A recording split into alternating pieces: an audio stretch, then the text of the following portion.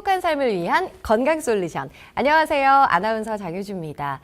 고혈압, 당뇨병, 고지혈증 등 각종 성인병의 위험 인자로 작용해 우리의 생명을 위협하는 만병의 근원, 비만에 대해서 오늘 알아볼 텐데요. 오늘 함께 이야기 나눠주실 교수님 소개해 보도록 하겠습니다. 안녕하세요. 안녕하세요. 영남대학교 병원 가정의학과 교수 이금미입니다.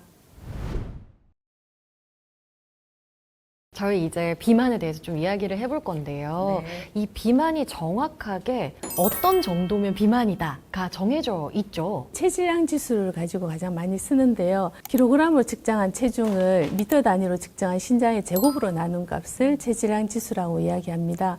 그래서 체질량 지수가 보통 25 이상을 비만이라고 하거든요. 그래서 23 이상은 이제 과체중, 비만 전 단계라고 이야기하고요. 25 이상을 이제 1단계 비만, 그리고 30 이상을 이제 2단계 비만, 그리고 35 이상이면은 보통 우리 3단계 비만을 이야기를 하고 있습니다. 체질량 지수로 가지고 이야기를 하면 보통 이 정확도가 조금 떨어지는 경우도 있습니다. 또 더 정확하게 측정하기 위해서는 체성분 분석 검사를 해서 체지방률을 가지고 검사를 보통 하게 되는데 우리가 보통 남자 같은 경우에는 25% 이상이 되면 비만이라고 하고 여자 같은 경우에는 30% 이상이 되면 이제 비만하다 이렇게 이야기하고 있습니다. 근데 주변에 보면은 사실 다들 막 관리를 하시거든요. 운동도 다니시고 뭐 식단 조절도 하고 하는데 우리나라의 이 비만인 사람들이 많나요? 저희가 비만 관리를 많이 열심히 하고 있지만 전 세계적으로도 비만 인구가 계속 증가하고 있고 우리나라도 예외는 아니어서 우리나라 비만 인구가 2021년도 기준으로 보면 전체 성인의 약 40%가 지금 비만한 것으로 되어 있고 한 10년 전과 비교하면 거의 한 8.2% 정도가 증가한 수치가 되겠습니다. 특히 이제 3단계 비만이 이제 고도 비만이 청년층에서 많이 증가한 게 큰 문제가 되고 있습니다. 청년층의 비만이 많이 늘어났다. 그것도 고도 비만이. 왜 그런 거예요? 우리나라 이제 식단이 서구화되면서 아마 이제 어릴 때 소화 비만이 많아지게 되고 청소년 비만되면서 이게 청년층의 비만으로 이제 이어지는 게 아마 제일 큰 문제가 아닐까 싶고요. 실제로 저희 비만 클리닉에 오시는 분들 보면 젊은 분들이 검사를 해보면 콜레스테롤도 높고 여산치도 높고 혈당도 높고 또 지방간 같은 성인병들이 많이 동반되는 이제 그런 안타까운 면들이 많이 있거든요. 소화 비만을 좀 예방해서 성인 비만으로 좀 이어지지 않도록 하는 것들이 되게 좀 중요한 것 같습니다. 소화 비만이 성인까지 이어지는 수치가 높군요. 아까도 이제 잠깐 이야기를 해주셨지만 비만 클리닉이란 것도 이야기를 해주셨잖아요. 그럼 이 비만 클리닉에 오게 되면 어떤 치료나 진료를 좀 받을 수 있는 걸까요? 비만 클리닉이 병원마다 진료하는 것이 조금씩 다를 수는 있겠는데요. 일단 병원에 오시게 되면 이제 비만도를 평가하게 되고 복부 비만 정도 그리고 내장 지방 정도 같은 것을 일단 평가하게 됩니다. 다른 원인에 의한 2차적인 비만은 없는지에 대한 평가를 하게 되고 이제 비만하면서 다른 질환은 없는지 동반 질환이 어떤 게 동반되어 있는지에 대한 평가를 같이 하게 됩니다. 식습관 개선에 대한 것 그리고 운동에 대한 것 이런 것들에 대한 통합적인 이제 상담을 같이 하게 됩니다. 그래서 그에 대한 식사 처방 그리고 운동 처방 통합적인 관리를 같이 하게 됩니다. 자, 그럼 본격적으로 우리 이금미 교수님과 함께 비만에 대한 오해와 궁금증 파헤쳐 보도록 할 텐데요. 교수님 준비되셨나요? 네, 준비됐습니다. 네, 그럼 한번 같이 외쳐볼까요? Yes or no. 키워드를 제가 뽑아서 질문을 드리면 교수님께서 O인지 X인지 단호하게 한번 말씀을 해주시면 되겠습니다. 네. 뽑아서 안에 키워드가 뭐가 있을지 제가 한번 읽어드리도록 할게요.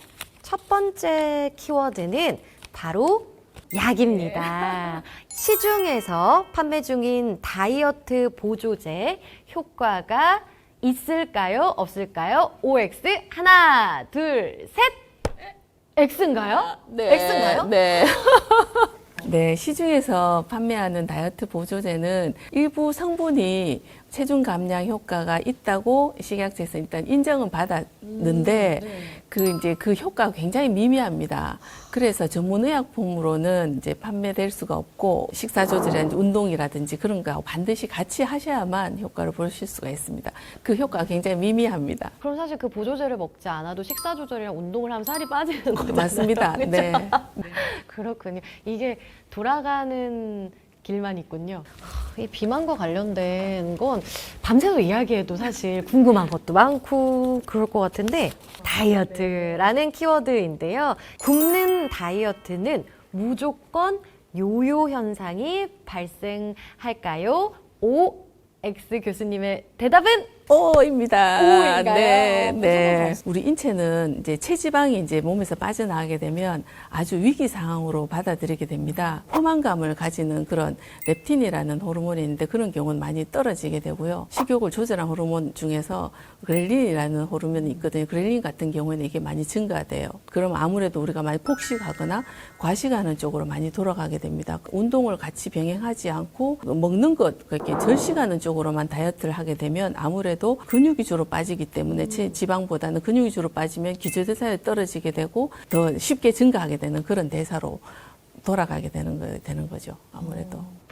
또 궁금한 키워드들을 한번 제가 뽑아보도록 하겠습니다. 제로입니다. 제로 칼로리 음식은 안심하고 마음껏 먹어도 되나요? 좀 애매하네요. 요즘 제로 칼로리 음료가 굉장히 많이 시판되고 있는데요. 그 제로 칼로리 음료 안에 들어있는 그 인공 감미료에 대한 그 안전성에 대한 결과가 아직까지 확실하게 결과가 나와 있는 것 같지는 않아 보여요. 그래서 제로 칼로리 음료가 이제 열량은 없는 것으로 이렇게 보여지는데 그 아직 단맛은 그대로 있기 때문에 좀 단맛에 대해서는 조금 더 자유로워질 필요는 있다고 보여집니다. 그래서 이 절반의 오군요. 칼로리가 0이긴 하니까. 네, 오늘 교수님과 비만에 관련된 다양한 이야기, 또 단호하게 이야기를 나눠봤습니다. 교수님 마지막으로 지금 이제 뭐 치료 중이시거나 치료에 어려움을 겪고 계신 환자분들한테 해주시고 싶은 말씀 있으시다면 한마디 부탁드리겠습니다. 예. 비만의 치료는 개인의 상황에 따라서 다릅니다. 그래서 비만의 원인을 먼저 찾아내고 원인에 따라서 접근할 필요가 있습니다. 비만의 치료는 왕도가 없고 차근차근히 접근해 나가야 되겠습니다. 무엇보다 가장 중요한 것은 건강한 식습관으로 바꾸고 그리고 건강한 수면 습관, 운동 습관, 그리고 바람직한 행동 습관으로 해서 모두 건강해지시기를 바랍니다. 감사합니다. 네, 교수님께서 말씀하신 것처럼 더 건강한 삶, 더 나은 삶을 위해서라도 지금부터 한번 이 생활 습관들을 교정해 보시면 어떨까 싶습니다.